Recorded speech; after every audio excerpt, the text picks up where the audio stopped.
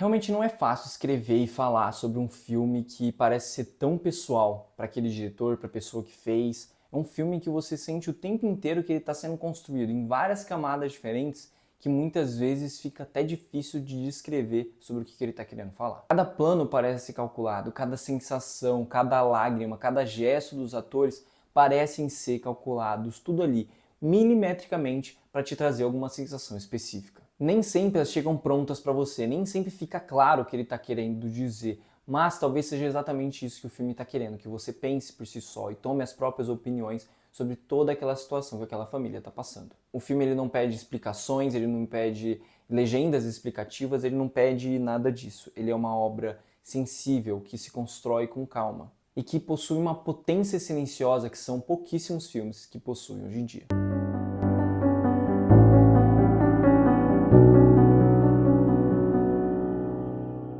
O novo filme do norueguês Joaquin Trier chegou aos cinemas aí, finalmente, Valor Sentimental. Joaquin Trier, que também foi responsável por A Pior Pessoa do Mundo, que 2 anos atrás, 3 anos, se não me engano, também chegou a fazer um burburinho aí, não tanto quanto o Valor Sentimental está fazendo. E dessa vez ele vai explorar o tema de como um artista, de como especificamente nesse filme, um diretor de cinema que é apaixonado pela sua arte, vive o seu cotidiano, como ele lida com o seu dia a dia. Especificamente com a relação dele com as suas filhas, especificamente de pai e filha. Em especial com Nora, sua filha mais velha, em que ele tem uma relação muito fria, que ele tem dificuldade de conversar. Ela que também, ela é atriz, ela é artista, mas é uma atriz de teatro, menos renomada, menos conhecida, porém muito talentosa. Dentro desse contexto, Gustav, o pai, interpretado aí pelo Stellan Skarsgård, ele vai entregar um papel de atriz principal para ela fazer no seu próximo filme. O filme vai ser muito menos sobre a arte, muito menos sobre cinema e muito mais sobre a ausência do pai que decidiu se devotar religiosamente à arte. E será que valeu a pena? Curiosamente, é o segundo filme do ano que vem explorar esse tema, né, gente? É o segundo filme do ano que vem falar sobre essa relação entre um pai que é artista, com a sua filha, com o mundo mundano. É o segundo filme, Jake Kelly já veio explorar isso um tempinho atrás, no começo do mês aí com a Netflix, mas com um filme muito mais com alívio cômico, tinha tons de comicidade. Já o Joaquin Trier que vai abordar algo um pouco diferente. É um filme mais dramático, um filme com peso emocional muito grande. O Gustav aí, que é interpretado pelo Stellan Skarsgård, muito bem por sinal, ele é um narcisista, né? Um artista narcisista que ele é incapaz simplesmente de criar uma relação verdadeira com suas filhas, principalmente ali com a Nora. Ele não consegue conversar com elas genuinamente. E para ele é muito difícil aceitar a sua ausência na vida das filhas, aceitar que ele foi um pai ausente. Por mais que ele seja um cara com muita delicadeza, seja um cara muito sensível, principalmente tenha uma mão muito bom com atores, seja um ótimo diretor de cinema,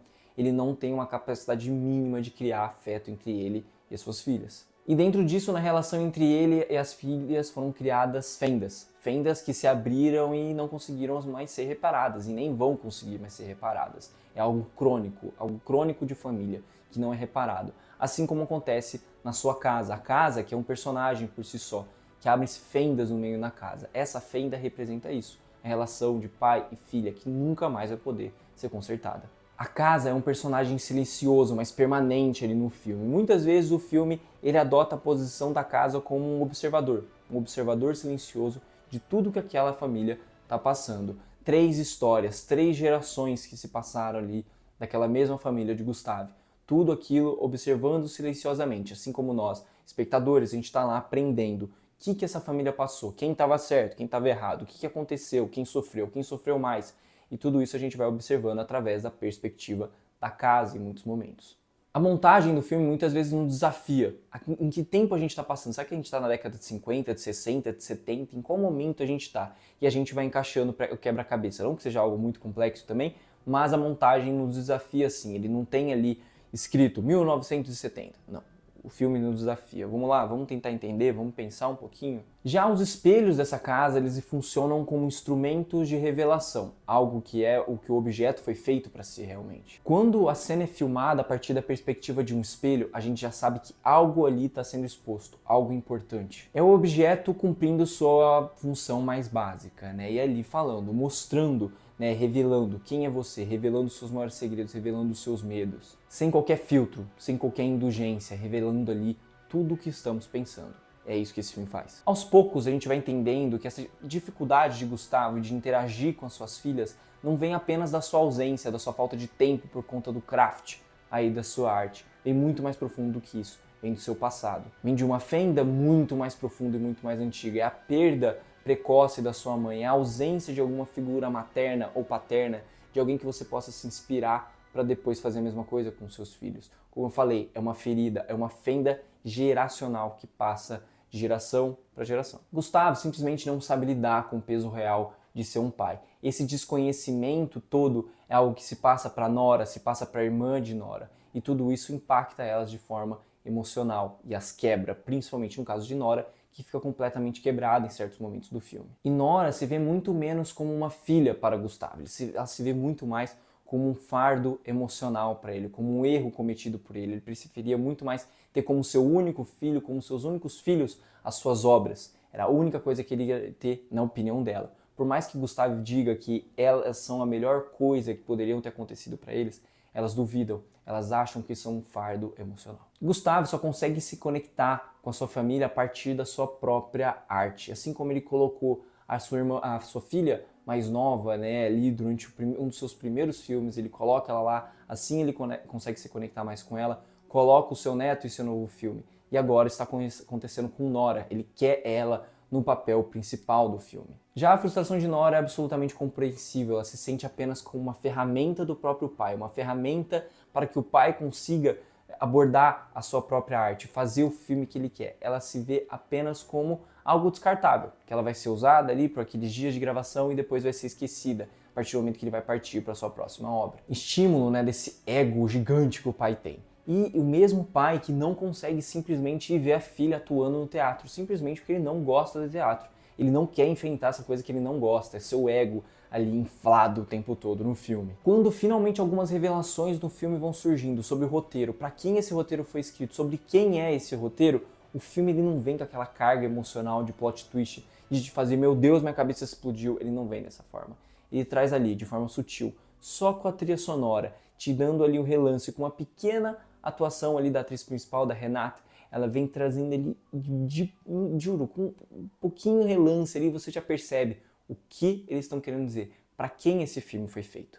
E dessa forma você percebe e vai refletindo o filme todo. O momento funciona muito mais como uma reflexão interna de Nora, muito mais como essa revelação interna dela, para ela pensar, meu Deus, será que meu pai realmente mudou? Será que meu pai está usando esse filme para se reconectar comigo? Ou será que ele realmente está me usando só como uma ferramenta? Tudo isso, esse plot twist, tudo isso que acontece não é sobre trazer uma grande revelação para o filme, mas sim como um objeto de estudo para esse personagem. Mas não quer dizer que ele vai entregar a resposta pronta para você, isso quer dizer apenas que ele vai te trazer mais reflexões para você pensar até o final do filme. E essas questões, gente, elas não vão ficar apenas ali na forma que o Trier filma, não é apenas na forma de que as atuações estão ali no filme. As atuações são brilhantes, óbvio, elas te entregam muita coisa, porque são maravilhosas, mas é também na forma que o Trier ele filma, na forma que o diretor de fotografia filma. Em várias cenas a gente vê apenas metade do rosto de Gustavo, em várias cenas a gente vê apenas metade do rosto de Nora. Isso faz com que a gente perceba que eles podem se completar, por eles serem muito parecidos, ou não. Será que isso significa apenas que a gente conhece muito pouco do que realmente esses personagens são? Será que eles se conhecem pouco? Nora e Gustavo, será que é isso? Cada um carrega suas próprias fendas guardadas, cada um carrega seus próprios segredos, seus próprios medos, seus próprios traumas que seus pais próprios trouxeram. É um trabalho brilhante do Joaquin Trier, gente, que é muito sutil, muito leve, uma montagem simples, uma direção simples, mas que significa tanto no contexto geral do filme. E a fotografia acaba complementando um roteiro que já era muito bom. A fotografia que explica devagarzinho cada coisa que os personagens realmente estão sentindo naqueles momentos. Talvez seja piedoso demais para alguns, já que o filme ele não decide tomar consequências severas para alguns personagens que erram muito ao longo do caminho. Não é esse tipo de filme, é um filme que em vez de ir pra treta e achar que eles têm que ter consequências, que o filme tem que acabar de um jeito amargo, ele vai para um outro lado. Ele vai para um lado da conversa. Entre um mundo de ruídos, um mundo que as pessoas se recusam a conversar entre elas,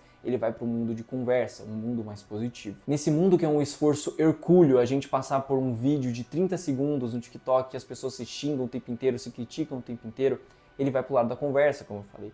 Ele vai para o lado de entender o lado do outro. um lado um pouco mais piedoso, de entender que todos nós temos fendas que são difíceis de ser curadas. E hoje em dia a gente sabe que nada se aprofunda, nada se estuda, nada você se interessa. Aquela biblioteca onde guarda a história de uma família inteira, história essa que é muito importante para você entender o porquê que aquele cara é daquele jeito, essa biblioteca fica esquecida. A biblioteca simplesmente ninguém quer ir lá estudar, assim como a irmã mais nova faz. Trier escolhe a conversa, a calma e no final a conciliação, a aceitação. Não apenas da família que temos, mas de quem somos. E talvez soe simples demais, muito piedoso para esse mundo que é tão barulhento e tão problemático o tempo todo. Mas lembre-se sempre que simples nem sempre é o mais fácil.